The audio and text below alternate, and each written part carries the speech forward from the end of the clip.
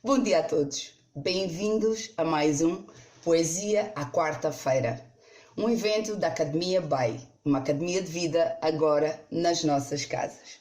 Eu sou a Fátima Sampaio Fernandes e trago-vos uma das minhas poetisas preferidas de todos os tempos, Wisława Szymborska, uma poetisa polaca que recebeu o Prémio Nobel da Literatura em 1996 e cuja poesia é absolutamente única, diferente de toda a poesia que conhecem.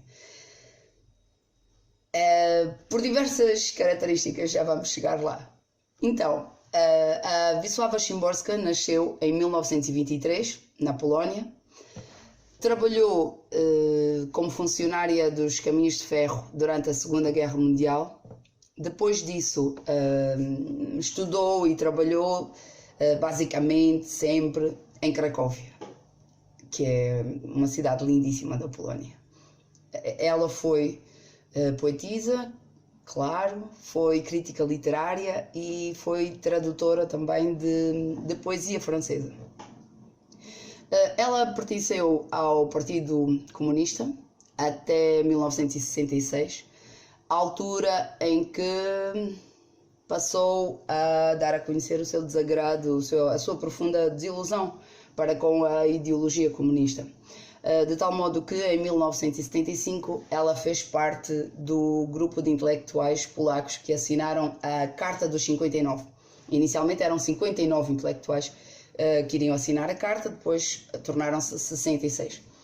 E esta carta exprimia o profundo desagrado relativamente à decisão do governo de alterar a Constituição polaca para acrescentar aí a aliança com a União Soviética. Conseguiram algumas alterações com essa carta, não muitas, né? Da aliança passou a amizade com a União Soviética, mas pronto.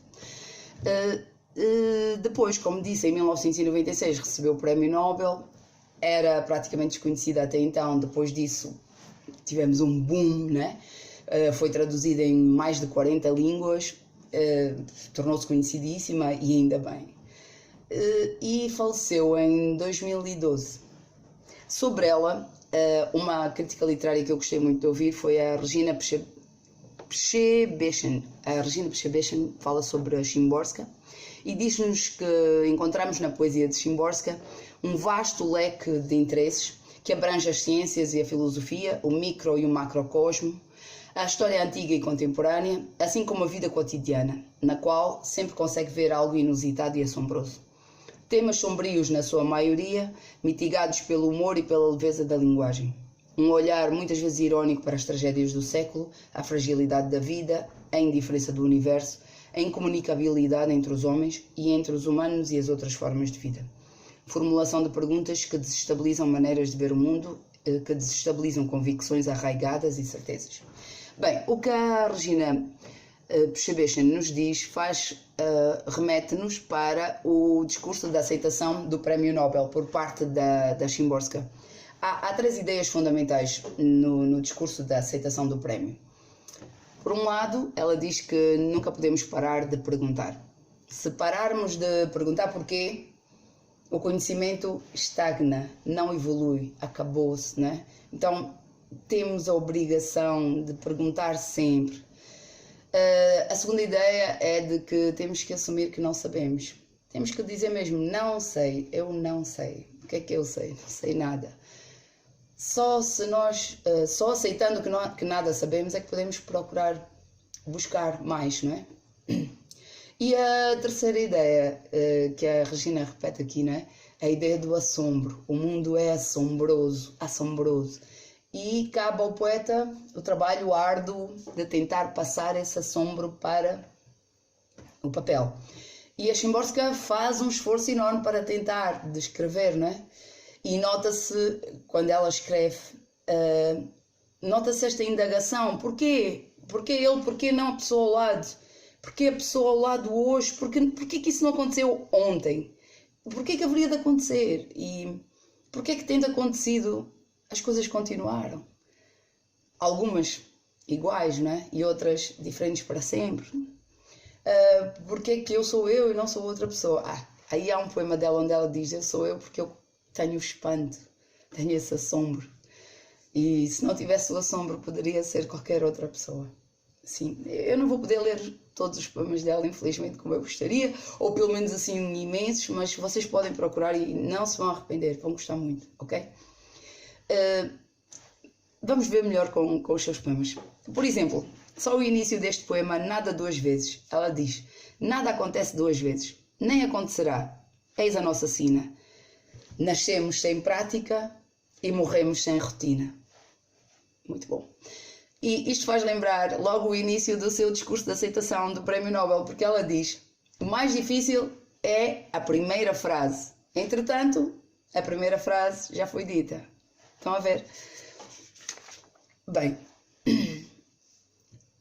um poema sombrio, sim. Fotografia de 11 de setembro. Pularam dos andares em chamas. Um, dois, alguns outros, acima, abaixo. A fotografia os manteve em vida. E agora os preserva, acima da terra, rumo à terra. Ainda estão completos, cada um com o seu próprio rosto e sangue bem guardado.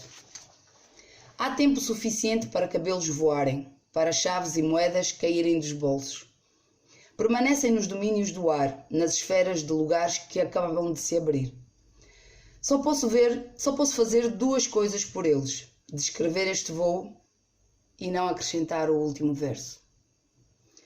Vem, esta é uma poesia desprovida de adornos, desprovida de lirismos e ao mesmo tempo fortíssima, não é? E o terror todo até naquilo que não é dito. O terror vem não acrescentar o último verso, não acrescento. Mas nós, leitores, lemos o último verso, sabemos o que é que acontece. E ela fala muito em vários poemas sobre a fragilidade da vida e o porquê das tragédias, etc. E do acaso, as escolhas, as infinitas possibilidades e a impossibilidade de seguirmos todas as possibilidades. Mais um poema terrível. Torturas. Nada mudou. O corpo sente dor, necessita comer, respirar e dormir. Tem a pele tenra e logo abaixo sangue. Tem uma boa reserva de unhas e dentes, ossos frágeis, juntas alongáveis. Nas torturas, leva-se tudo isso em conta. Nada mudou. Treme o corpo como tremia antes de se fundar Roma e depois de fundada. No século XX, antes e depois de Cristo. As torturas são como eram, só a terra encolheu e o que quer que se passe parece ser na porta ao lado. Nada mudou. Só chegou mais gente e às velhas culpas se juntaram novas, reais, impostas, momentâneas e inexistentes. Mas o grito com que o corpo responde por elas foi, é e será o grito da inocência, segundo escala e registro sempre internos. Nada mudou. Exceto talvez os modos, as cerimónias, as danças, o gesto da mão protegendo o rosto. Esse permaneceu o mesmo. O corpo enrosca-se e debate-se e contorce-se, cai-se, lhe falta o chão, encolhe as pernas, fica roxo, incha, baba, sangra. Nada mudou. Além do curso dos rios, do contorno das costas, matas, desertos e geleiras. Entre essas paisagens a pequena alma passeia-se, some, volta, chega perto, voa longe, estranha a si própria e inatingível, hora certa, hora incerta, da sua existência, enquanto o corpo é, e não tem para onde ir. Ainda que tentemos sair do nosso corpo, não é? E a nossa alma viaje, o corpo continua lá sob a tortura, e nada o poderá tirar de lá, e nada o vai salvar do horror. Vamos agora a uns poemas menos trágicos e absolutamente lindíssimos. Sob uma estrela pequenina. E vão ver aqui este desejo de cantar tudo e saber que é impossível. Que me desculpe o acaso por chamá-lo de necessidade. Que me desculpe a necessidade se ainda assim me engano. Que a felicidade não se ofenda por tomá-la como minha. Que os mortos me perdoem por luzirem fracamente na memória. Que me desculpe o tempo pelo tanto de mundo ignorado por segundo. Que me desculpe o amor antigo por sentir o novo como primeiro. Que me perdoem guerras distantes por trazer flores para casa. Que me perdoem feridas abertas por espetar o dedo. Que me perdoem os que clamam das profundezas pelo disco de minuetos. Que me desculpem a gente nas estações pelo sono das 5 da manhã. Sinto muito esperança assolada se às vezes me rio. Sinto muito desertos se não vos levo uma colher de água. E tu, falcão, há anos o mesmo na mesma gaiola, fitando sem movimento, sempre o mesmo ponto, Absolve-me, mesmo que sejas um pássaro empalhado. Que me desculpe a árvore cortada pelas 4 pernas da mesa. Que me desculpem as grandes perguntas pelas respostas pequenas. Verdade, não me dês excessiva atenção. Seriedade, mostra-me magnanimidade. Atura segredo do ser se eu puxo os fios das tuas vestes. Não me acuses, alma, por tê-la raramente. Que me desculpe tudo por não estar em toda a parte. Que me desculpem todos por não saber ser cada um e cada uma. Sei que, enquanto viver, nada me justifica, já que barro o caminho para mim mesma. Não me julgues má, falsa, por tomar emprestadas palavras patéticas e depois me esforçar por fazê-las parecer leves. Então vê aquilo, que me desculpe o mundo por eu não ser o mundo todo, que me desculpem as pessoas por eu não estar sempre, não ser elas ou não estar sempre com elas, que me desculpe a guerra por eu trazer flores, que me desculpe o amor antigo, se me entusiasmo com o amor de agora, como se fosse o primeiro. Quer dizer, um pedido de desculpa se a memória começa a desaparecer, se as tragédias desaparecem, não é? Desculpa, mas ao mesmo tempo a esperança das flores novas. Possibilidades. Prefiro cinema. Prefiro os gatos. Prefiro os carvalhos nas margens do Varda. Prefiro Dickens a Dostoiévski. Prefiro-me gostando dos homens em vez de amar a humanidade. Prefiro ter uma agulha preparada já com a linha. Prefiro a cor verde. Prefiro não afirmar que a razão é culpada de tudo. Prefiro as exceções. Prefiro sair mais cedo. Prefiro conversar com os médicos sobre outras coisas. Prefiro as velhas ilustrações listradas. Prefiro o ridículo de escrever poemas ao ridículo de não os escrever. No amor, prefiro os aniversários não redondos para serem comemorados todos os dias. Prefiro os moralistas que não me prometem nada. Prefiro os países conquistados aos países conquistadores. Prefiro ter objeções. Prefiro o inferno do caos ao inferno da ordem. Prefiro os contos de fada de Grimm às manchetes dos jornais. Prefiro os cães com o rabo não cortado.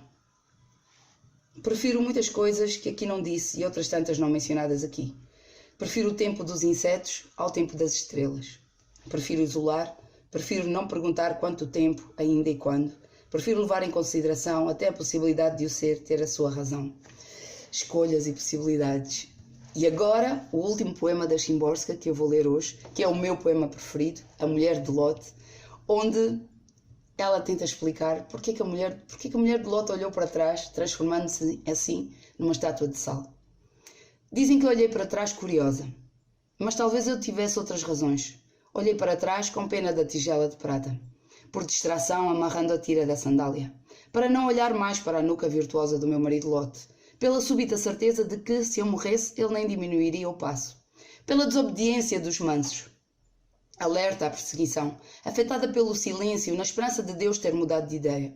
As nossas 2 filhas já desapareciam para lá do cimo do monte. Senti em mim a velhice, o afastamento, a futilidade da errância, sonolência. Olhei para trás enquanto punha a trouxa no chão. Olhei para trás por receio de onde pisar.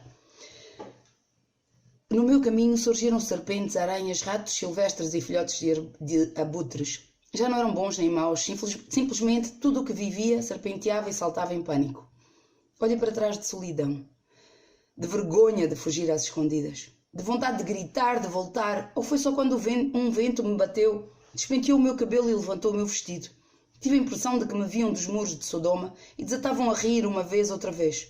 Olhei para trás de raiva, para me saciar com a sua enorme ruína. Olhei para trás por todas as razões mencionadas acima. Olhei para trás sem querer. Foi somente uma rocha que virou rolando sob os meus pés. Foi uma fenda que de súbito me cortou o passo. Na beira trotava um hamster apoiado nas 2 patas. Foi então que ambos olhámos para trás. Não, eu continuava correndo. Arrastava-me e levantava-me, enquanto a escuridão não caiu do céu, e com ela o cascalho ardente e as aves mortas. Sem poder respirar, rodopiei várias vezes. Se alguém me visse, por certo, pensaria que eu estava a dançar. Ficamos por aqui. Obrigada.